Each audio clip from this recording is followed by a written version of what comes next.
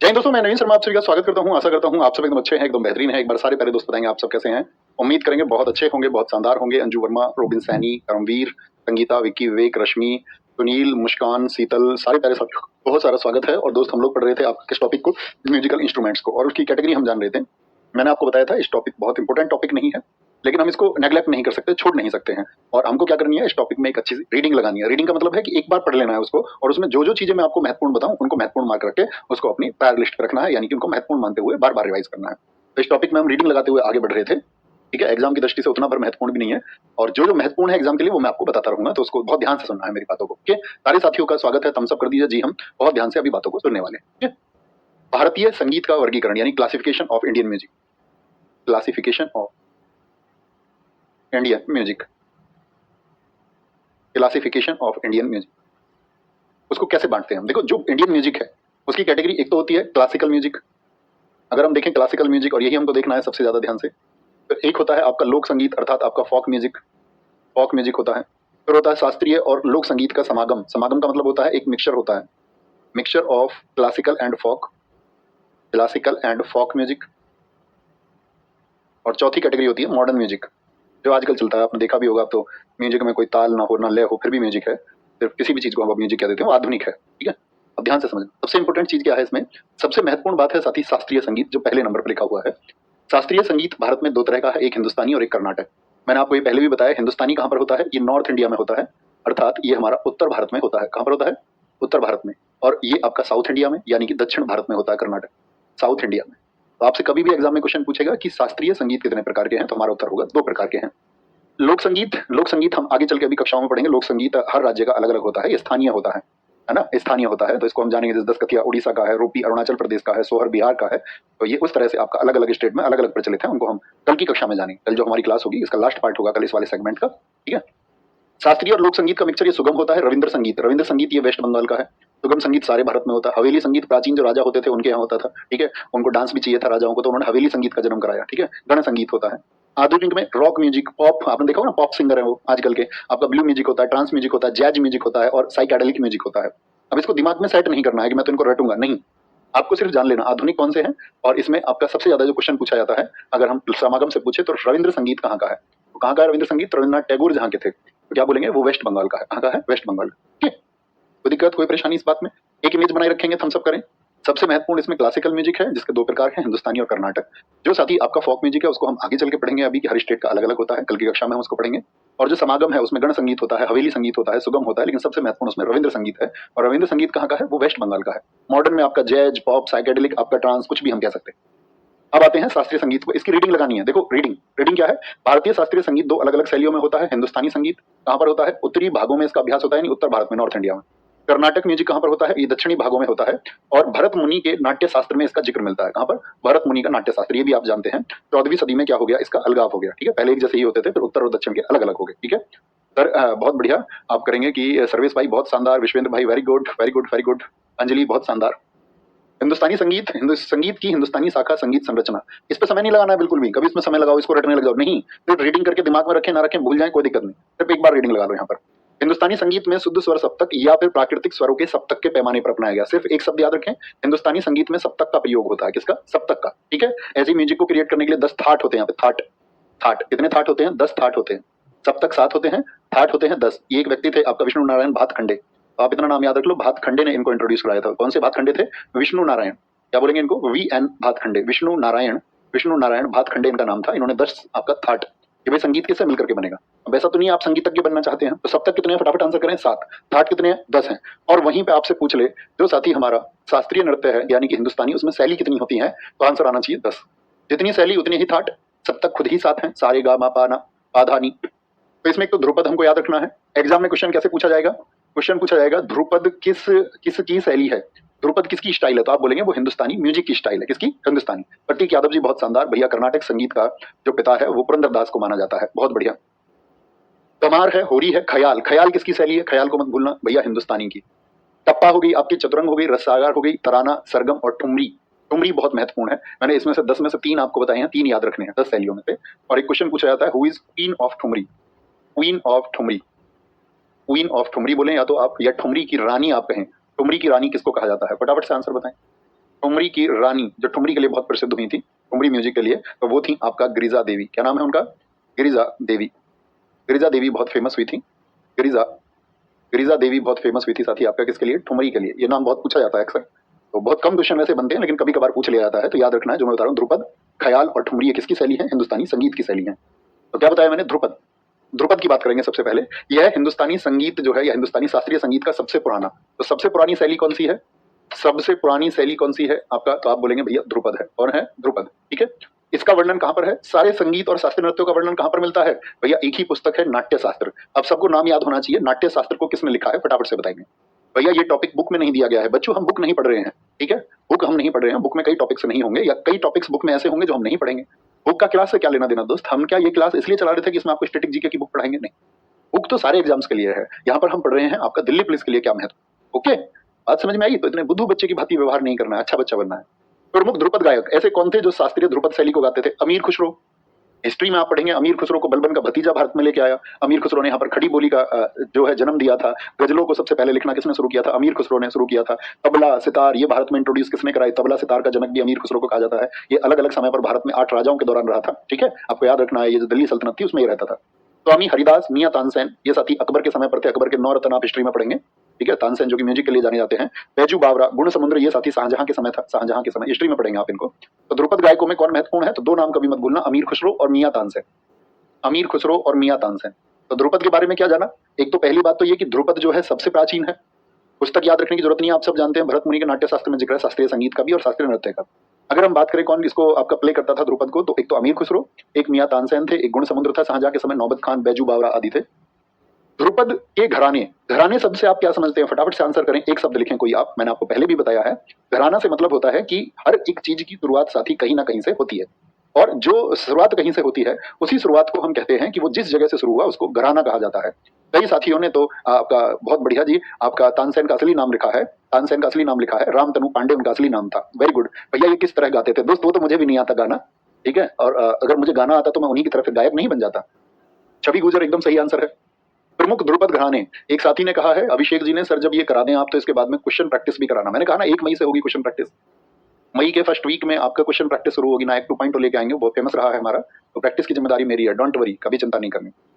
तो डाबरी घराना, दरभंगा घराना, लेकारी, बेतिया घराना, तलवंडी घराना। ठीक है, ऐसे ही फिर ख्याल शैली महत्वपूर्ण है। ख्याल शैली, ख्याल क्या? तुम किसी के ख्यालों में डूबे हुए हो। तो ख्याल का मतलब होता है क्या? विचार या कल्पना करना, कुछ इमेजिन कर रहे हो। और इस शैली के उद्भव का श्रेय अमीर खुसरो को जाता है। ख्याल शैली का जनक कौन है? अमीर खुसरो। छोटी सी बात याद रखना। ठीक है, ख्याल क्या है? विचार करना, फारसी शब्द है और इसको इंट्रोड्यूस किसने किया? अमीर खुसरो ने। 15वीं सदी में हुसैन शाह सरकी, हुसैन शाह सरकी जो यूपी का जौनपुर है, वहां पर एक साथी सरकी राजवंश हुआ था, एक सरकी डायनेस्टी हुई थी जिसमें हुसैन शाह थे। इसका सबसे बड़े संरक्षक थे। तो बहुत पूछा जाता है ख्याल शैली का संरक्षक कौन सा स्थान था, तो आप रखेंगे यूपी, अर्थात जौनपुर कहां पर पड़ता है? यूपी में। तो उनको बड़ा मजा आया ख्याल शैली के गानों में, तो उन्होंने कहा कि भाई इसको आगे बढ़ाया जाए। देखो संरक्षक का मतलब क्या होता है? जब हम संरक्षक की बात करते हैं, संरक्षक का मतलब होता है जो उस विधा को, यानी कि उस प्रक्रिया को आगे बढ़ाने के लिए काम करे। उसके जो कलाकार हैं उनको अपने पास रोके, सम्मान दे, उनके लिए व्यवस्थाएं कराए ताकि वो जो परंपरा है आगे भी विकसित हो पाए। ठीक है, सचिन जी का बहुत अच्छा आंसर मुझे लगा कि जहां से उत्पत्ति होती है उसे घराना कहते हैं। बहुत शानदार, वेरी गुड। बच्चे अतिरिक्त बात करता हुआ कोई ना दिखे। सर स्टैटिक जीके की कितनी क्लास होंगी? दोस्त ये अतिरिक्त बात है, आपको कहना चाहिए कि भैया हम पढ़ने के लिए तैयार हैं, आप अपनी तरफ से चीजें हमें डिलीवर करते रहना। अगर आपको लगे कि जो टॉपिक्स आपने बताए थे शुरुआत में पहले दिन, उसके अलावा भी आपको बाद में लगे कि 2-4 टॉपिक और हमको कराने चाहिए, तो आप करा देना।